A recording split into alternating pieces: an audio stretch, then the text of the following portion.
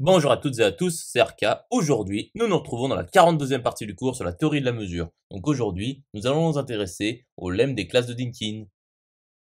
Rentrons alors dans le vif du sujet, donc soit X non vide, donc soit C rond d'une classe de Dynkin. Donc démontrons que pour tout AB de C2 inter B appartient à C ronde, implique que l'ensemble vide appartient à C ronde, et pour tout A de C ronde, X privé de A appartient à C ronde, et pour tout de suite AN dans C ronde, la réunion pour N des AN appartient à C ronde, c'est-à-dire que C ronde est une sigma algèbre ou tribu. Donc X appartient à C ronde car C ronde est une classe de Dynkin. Et X est inclus dans X, donc l'ensemble vide, qui est égal à X privé de X, appartient à C ronde. Donc soit A appartient à C ronde, donc A est inclus dans X, et donc X privé de A appartient à C ronde. Poursuivons la démonstration. Donc soit N une suite dans C ronde quelconque. Et soit BK, des parties de X, une suite de parties de X, telles que pour tout N de N, Bn est égal à la réunion pour K allant de 0 jusqu'à N, DAK. Donc montrons que pour tout N de N, Bn appartient à C ronde. Donc voyons l'initialisation lorsque N égale 0. Donc B0 égale à 0 qui appartient à C ronde.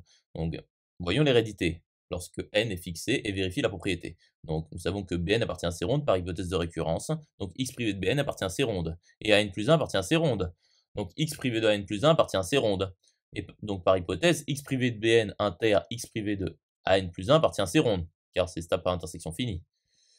Et donc Bn plus 1 est égal à la réunion pour K allant de 0 jusqu'à N plus 1 DAK, qui est égal à Bn union An plus 1, qui est égal à X privé de Bn inter X privé de An plus 1, qui appartient à C ronde.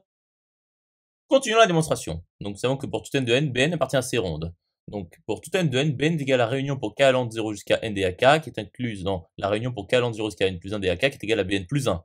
Et la réunion pour N appartenant à N DAN est égale à la réunion pour N appartenant à N DBN qui appartient à C ronde. Conclusion établie. Donc C ronde est bien une sigma algèbre sur grand X.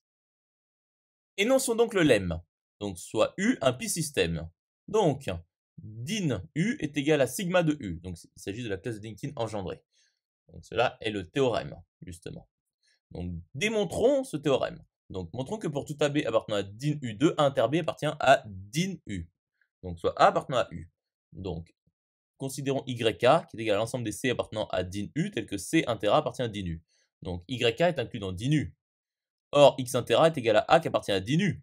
Donc X appartient à YK. Donc soit CD appartenant à YK2 tel que C est inclus dans D. Donc D inter A privé de C inter A appartient à din U. C'est-à-dire D inter A inter X privé de C union X privé de A appartient à din U. C'est-à-dire D inter A privé de C, le tout union D inter A privé de A appartient à din U. C'est-à-dire D inter A privé de C appartient à din U. C'est-à-dire D privé de C inter A appartient à din U. Donc D privé de C appartient à YK. Continuons la démonstration. Donc soit AN une suite dans YK telle que pour tout N de N, AN est inclus dans AN plus 1. Donc pour tout N de N, AN inter A appartient à din U et AN inter A est inclus dans AN plus 1 inter A. Donc la réunion pour N entre N DAN, le tout inter A est égal à la réunion pour N entre N DAN inter A qui appartient à din U. Et donc la réunion pour N entre N DAN appartient à YK. Et donc din YK est égal à YK. Donc YK est une classe de Dynkin. Et pour tous ces deux U, C inter A appartient à U qui est inclus dans din U. Donc U est inclus dans YK. Et vu que, justement, par la définition de la classe de Dynkin engendrée, nous obtenons que din U est inclus dans YK. Et donc din U est égal à YK. Poursuivons la démonstration. Donc par conséquent, nous obtenons que pour tout B de din U, B inter A appartient à din U. Et donc pour tout B de din U, A appartient à YB qui est inclus dans din U. Donc pour tout AB de U croix din U, A inter B appartient à din U.